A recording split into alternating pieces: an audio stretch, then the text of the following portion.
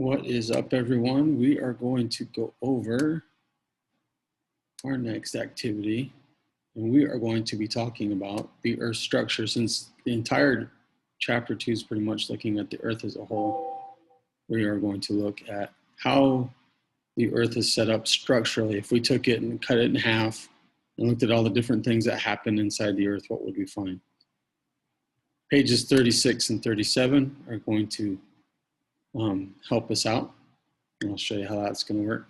So let's take a look at what we're going to learn about today. So Earth structure. Remember, we put our answers in the red box. Name the layers of the Earth. So the Earth is made up of different layers. You learned this in Earth science class and geography before. So if we look on page 36, there's an actual drawing that takes a little like chunk out of the Earth.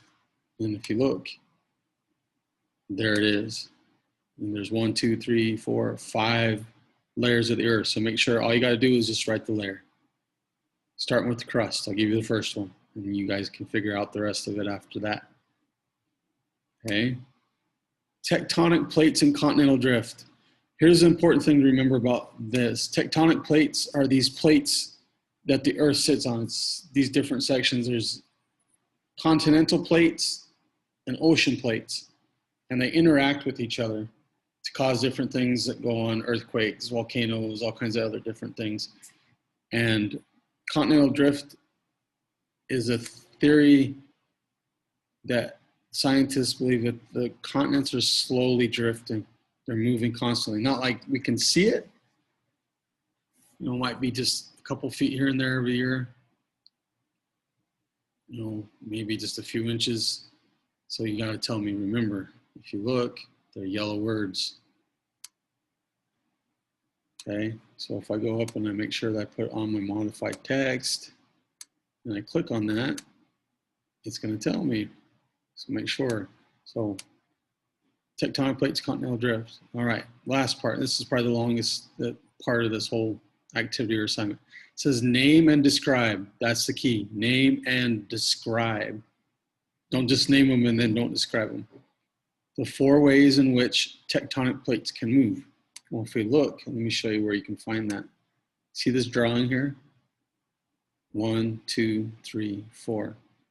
So we have subduction. So there's your first one you're going to write down. Then you need to tell me what subduction is.